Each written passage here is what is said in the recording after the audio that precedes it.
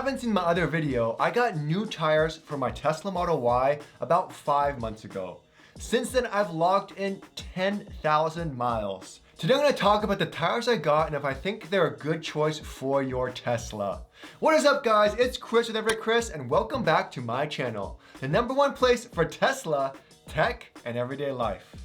Now if you want to see a more detailed hands-on video tire guide, check out that video that I just did.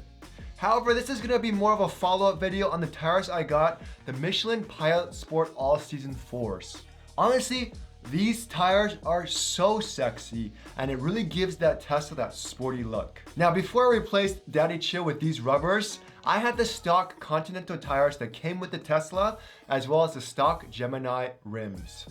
The Continental ProContact RX had 19-inch wheels, but I did replace them with these sexy looking replica wheels made in Canada. Check out that video as well for those of you who want to know how I powder coated my brake calipers blue as well as how I replaced those rims. Now, don't get me wrong, the stock tires were not bad tires.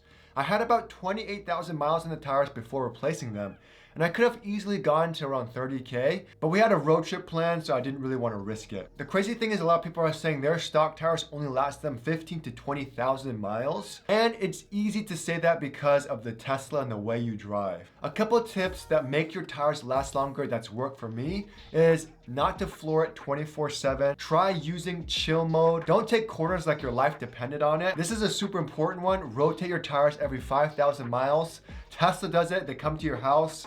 Costco does it, America's Tires does it for free. And lastly, keep your tire pressure inflated to the recommended tire pressure. Anyways, like I said, the Tesla tires overall weren't bad tires. With normal driving, I was averaging about 274 watts per mile.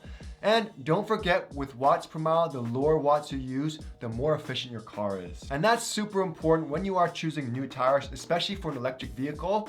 How efficient is the tire to help increase your range? Now, one thing to note with the Continentals, there is foam inside to help decrease road noise, and it's made for electric cars, so they claim it's quieter. Handling and driving wasn't bad either. Now, one website I use all the time for tire ratings is Tire Rack, and overall, the Continental tires aren't bad tires, but they're not the best tires. So, let's talk about the tires I have on now. I want to talk about what I love about my tires. First off, I've been driving for a really long time and I've tried Bridgestone, Continental, Michelin, and Hankook tires. And for me, Michelin tires just work the best. I always had good luck with these tires. It had long tread life, good performance, and it was reliable. With the Michelin Pilot Sport All Season 4s, it comes with a 45,000 mile warranty, which is really good for performance tires. Most performance tires only have like a 15 or 20,000 mile warranty. Also, what's really cool is when I took my Tesla for service, the tech who measured my tread depth was shocked at how much tread was on there. He said he could barely get the gauge to read it because it was so thick. Michelin said they added 29% more tread life, and honestly, they weren't kidding.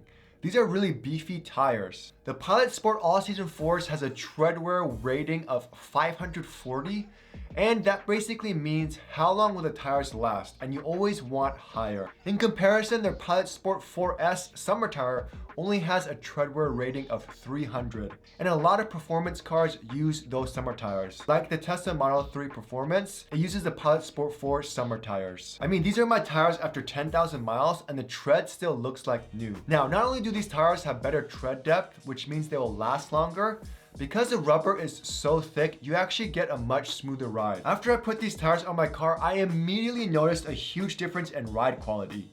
The ride was quieter and smoother, and honestly, I love that. I also tend to run my tires a little more than factory recommended. I usually run it around 45 and 46. For me, it provides a stiffer ride, but also slightly improves efficiency, which I'll talk about in a second. Oh, real quick, whenever I make a video and say good things about a product, there's always those trolls out there that think I got this stuff for free. But no, I bought all this with my own money, and I'm not affiliated with Michelin at all. This is just my personal opinion. See, look, my total, $1,356. Now it's crazy what inflation does. Right now the cost per tire went up from $294 per tire to $355 since they actually increased all their tire prices by around 5%. Also, not to mention, it's always back ordered and out of stock. So if you guys are needing new tires soon, make sure to bookmark the website and check it daily. So we've talked about the ride quality, but how well does it handle and brake? According to Tire Rack, in both wet and dry conditions, these tires were excellent. And with their cool looking tread with silica, it handles really good in snowy weather with a good rating, which is really good for all season tires. And one amazing thing that really sets Michelin apart is how well these grip the road.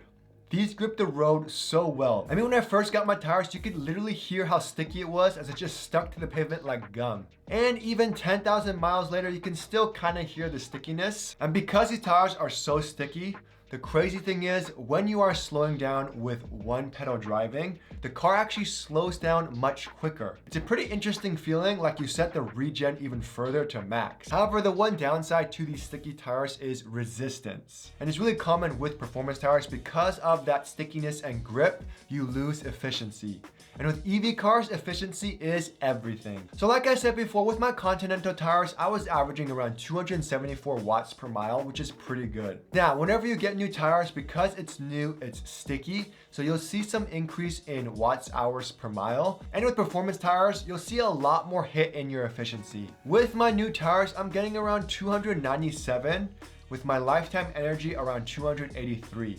This is with daily highways and city driving. Now, in a lot of articles, as well as some users on forums, they were seeing a 10 to 20% decrease in efficiency with performance tires. In the first 1,000 miles, when you do get new tires, you'll probably see the worst efficiency since the tires are so new and they need to break in. However, for me, 10,000 miles into these tires, I'm only getting about a 7.7 decrease in efficiency, which isn't bad at all. Now, I will say when I do go on long road trips, my watts per mile goes up to like 300, but it's honestly probably due to me driving 85 miles per hour at high speeds for a long period of time. But aside from that, with daily commutes, I'm hovering around the high 290s. Now, if you compare my friend who drives like a grandpa and is getting 258 watt hours per mile, going from 258 to 290 is a huge difference. However, this hit in efficiency doesn't affect us at all.